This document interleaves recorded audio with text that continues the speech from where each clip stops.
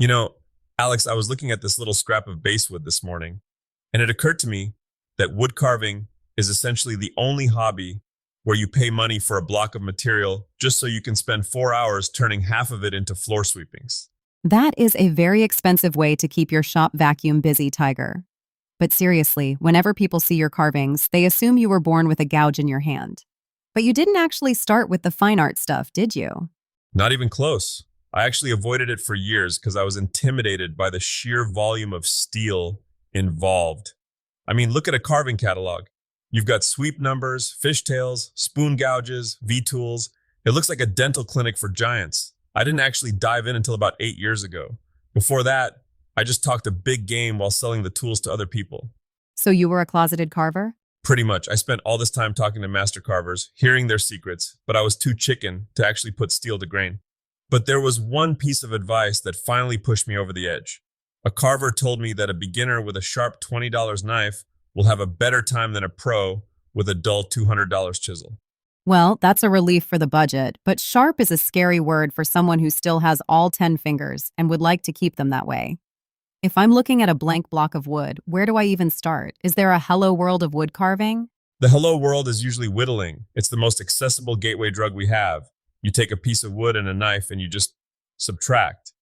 But quickly you realize there's a hierarchy. You've got whittling, which is mostly just you, a knife, and a porch swing. Then you've got relief carving. That's like making a 2D picture pop out of a flat board. Like the fancy doors in old European cathedrals? Exactly. And then there's the big leagues, carving in the round. That's your 3D sculptures, your bears holding fish, your smaller bears, mostly bears for some reason. But for a beginner, I always suggest starting with what I call the comfort bird or a simple spoon. It teaches you the most important lesson, grain direction. Okay, let's talk about the grain. Because every time I try to whittle a stick, it either peels off perfectly or the knife dives into the wood like it's trying to find oil. That's the wood telling you you're being a bully. Think of wood grain like the hair on a dog's back. If you pet the dog from head to tail, it's smooth. If you go tail to head, you're ruffling fur and getting bitten. When your knife dives in and starts tearing chunks out, you're carving into the grain. You've got to flip the piece around or change your angle. It's a conversation between you and the fibers. A conversation where the wood speaks in splinters. Got it. So, if I'm ready to stop petting the dog and start carving it, what's the starter pack that isn't going to require a second mortgage? You don't need the 120-piece master set. Honestly, that just leads to analysis paralysis. If you're starting out, a solid 12-piece foundation set is the Goldilocks zone. But at the very minimum, you want a good bench knife, something with a blade about 1.5 inches long.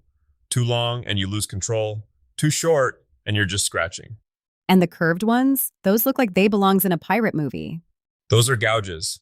If the knife is your pencil, the gouge is your paintbrush. You'll want a numbered 11 veiner. That's a deep U-shaped tool for fine lines, and maybe a V-parting tool for sharp details. But here's the thing people miss. Protection. I don't care how much master craftsman energy you think you have, buy a carving glove. Is this where you tell me about the time you didn't wear one? Let's just say I once tried to carve a cherry wood bowl while watching a suspenseful movie. The movie jumped, I jumped, and the gouge decided it wanted to explore the anatomy of my left thumb. I didn't finish the bowl, but I did get a very intimate tour of the local urgent care. Point taken. Glove on. Now, wood choice. Can I just go grab a 2x4 from the big box store and start carving my masterpiece? You could, but you'd hate yourself by mile 10. Construction lumber is usually pine or fir. It's pitchy. It's got sap that gums up your tools, and the grain goes from soft to hard and back again faster than a heartbeat. For your first go, find some basswood. Basswood. Why that specifically? It's the cheating heart of wood. It's soft, the grain is incredibly tight and predictable, and it doesn't have a lot of figure to distract the eye. It lets you focus on your technique rather than fighting the material. But if you want a challenge later, move to butternut. It's like carving chocolate. Carving chocolate sounds much more my speed. Okay, so I've got my basswood, my sharp knife, and my thumb-saving glove. What's the first move? Do I just start hacking? First move is a pencil. Don't trust your brain to remember where the nose goes. Draw your profile on the wood. Then, walk the tool around the outline. This is called grounding or blocking out. You're establishing the boundaries. It's like a sandbox. Stay inside the lines. Exactly. And the magic happens in thin layers. Beginners always try to take off an inch of wood in one go. That's how you break tools and spirits. You want to take whisper shavings. If it sounds like a crisp autumn leaf crunching, you're doing it right. If you're grunting and your face is turning red, stop. Either your tool is dull or you're trying to be a chainsaw. Speaking of dull, how do I know when it's time to stop and sharpen? Because I feel like I just keep going until I'm basically trying to carve with a spoon. Look at the wood after the cut.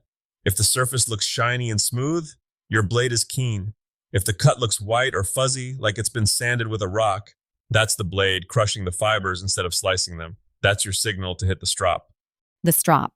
That's the leather board, right? Like an old-timey barber? Identical, a little polishing compound on a piece of leather. It's not even about sharpening in the traditional sense, it's about honing. You're just straightening the microscopic edge of the steel. I strop every 15 minutes or so. It's a rhythmic thing. Carve, carve, carve. Stroke the leather back to the wood. It sounds almost meditative. It really is. In a world where everything is a digital notification or a screen glow, there's something primal about the smell of shavings and the physical resistance of the wood. It forces you to slow down. You can't control Z a wood carving. You have to live with every stroke. That sounds terrifyingly permanent for someone as indecisive as me. That's the beauty of it. It teaches you that mistakes are just design opportunities. You were carving a bird and the beak snapped off. Congratulations. You're now carving a very round, very cute owl. I think I could handle a round owl. So for the folks listening who are staring at a blank piece of wood right now, what's the one thing they should keep in mind as they take that first sliver off? Don't chase perfection in the first 5 minutes. Your first carving is going to look like a potato with eyes. That's okay. The goal isn't the object on the table. The goal is the skill in your hands. Every shaving you drop on the floor is a little bit of knowledge you've gained.